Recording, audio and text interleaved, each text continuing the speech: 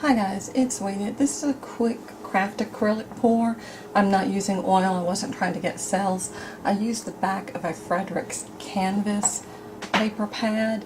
It's got really heavy cardboard, and this is part of a project that I'm doing. I'm going to do one thing on one side, one thing on the other, and then turn it into something. So I didn't want to use any oil or any additives or anything, and I was worried about the cardboard splitting. I did this pour using straight craft paint, blue and purple and white, and you can see that I added that in. And I also used a little bit of teal. Oh, and some pink. Okay, I forgot I had the pink, and I didn't want to really stir too hard.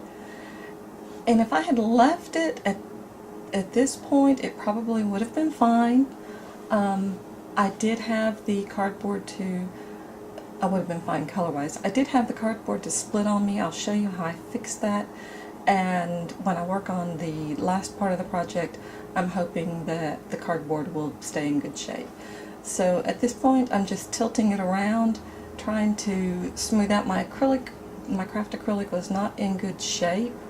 So, and I didn't mix it very well, so I'm going in with my fingers and trying to get rid of any lumps in the paint. And again, I probably should have left it with just the colors that are on it now. I ended up going in a little bit later with the color, and the paint was not good. So yeah, that made me, it was the blue, that blue that I put in, that dark blue. It wasn't really good paint.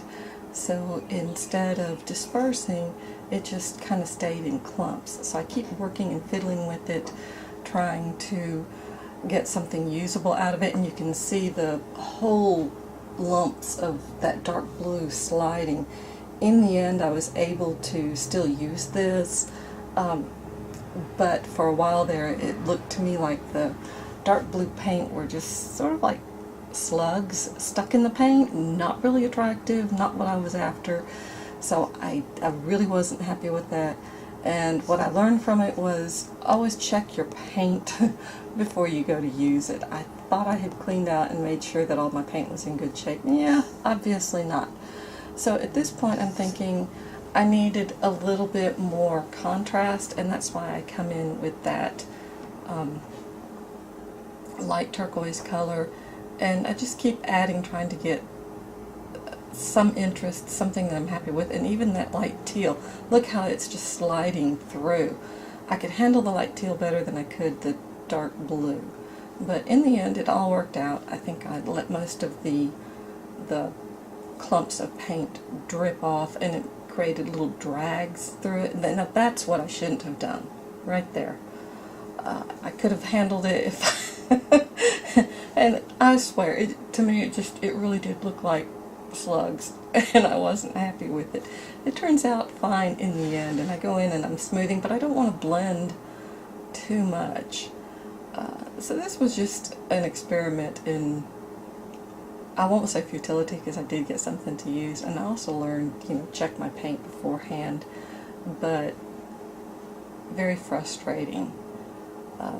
And I think I leave it at that point. It's got some nice trails in it, and it works out. No, I don't leave it there. I'm adding some pouring medium.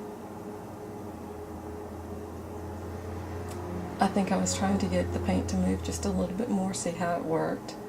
So I dabbled pouring medium on top. I mean, again, I threw everything I could at this, trying to get something to work for me that I was happy with. And I was hoping that the pouring medium was going to help the paint disperse a little bit more, and it does. And I get some good movement in the piece. So I was happy. I was worried about over blending, which is why I kept adding paint to it. But adding the flow medium on top really did at least give me a little bit more movement in this particular piece. So I'm going to let it dry, and when I find out that the cardboard did split, I go in and I glue it.